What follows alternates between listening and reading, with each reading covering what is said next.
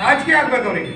ಒಂದು ಭಾಷಣ ಮಾಡ್ತಾರೆ, ನಾವು ಕರೋನಾ ಸಂದರ್ಭದಲ್ಲಿ ಏನಾದರೂ ಸರ್ಕಾರ ನಡೆದಿದ್ದಿದ್ರೆ ಈ ಬ್ರ್ಯಾಂಡಿ ಕುಡಿಯೋದ್ರ ಹುಡುಗರಿಂದ ಸರ್ಕಾರ ನಡೆದಿದೆ ಅಂತ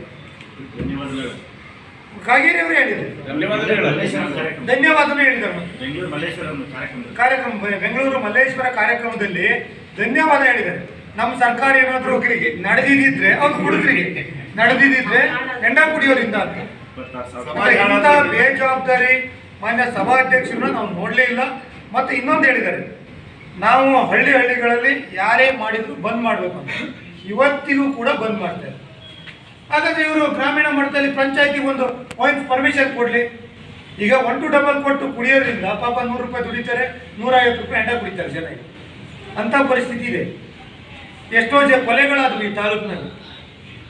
ಡ್ರಿಂಕ್ಸ್ ಮಾಡ್ಕೊಂಡೆ ಕಾರ್ಬೋರ್ಡಲ್ಲಿ ಸಿಮೆಂಟ್ ಹಾಕಿ ಒಬ್ಬ ಸುಟ್ಟ.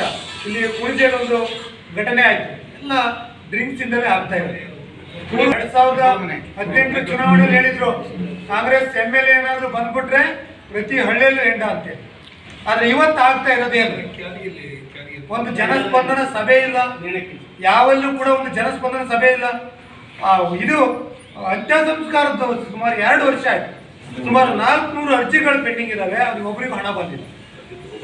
ತಗೋಬೇಡ್ರಿ ಅಂತಾರೆ. BPL ಕಾರ್ಡ್ ಮಾಡ್ತಾ ಇಲ್ಲ, ಅರ್ಜಿ ತಗೊಳ್ಬೇಡ್ರಿ ಅಂತ ಹೇಳ್ತಿದ್ದಾರೆ. ಮೊನ್ನೆ ತಹಶೀಲ್ದಾರ್ ಕೇಳಿದ್ವಿ ನಾವು, ಅರ್ಜಿನೇ ತಗೋಬೇಡ್ರಿ ದುಡ್ಡಿಲ್ಲ ಅಂತ ಇದ್ದಾರೆ. ಇದು ಯಾವ ಸರ್ಕಾರ? ಜನರ ಪರವಾಗಿರೋಂಥ ಸರ್ಕಾರನೋ ಅಥವಾ ಜನರ ಪರವಾಗಿ? ಆದ್ರಿಂದ ದಯಮಾಡಿ ನಾನು ನಿಮ್ಮ ಮುಖಾಂತರ ಜನಗಳಿಗೆ ಮನವಿ ಮಾಡ್ತೀನಿ, ಇಂಥ ಭ್ರಷ್ಟ ಸರ್ಕಾರವನ್ನು ಕಿತ್ತು ಒಗಿಬೇಕು. ಮತ್ತು ನಮ್ಮಲ್ಲಿರುವಂಥ ಬೇಜವಾಬ್ದಾರಿ ಶಾಸಕರು ಮತ್ತು MP ಮಿನಿಸ್ಟ್ರುಗಳನ್ನು ತಕ್ಷಣ ಮುಂದಿನ ದಿವಸದಲ್ಲಿ ಜನ ಇನ್ನೇನು 5-6 ತಿಂಗಳ ಎಲೆಕ್ಷನ್ ಇದೆ, ಆ ಎಲೆಕ್ಷನ್ನಲ್ಲಿ ತಿರಸ್ಕಾರ ಮಾಡಬೇಕು ಅಂತ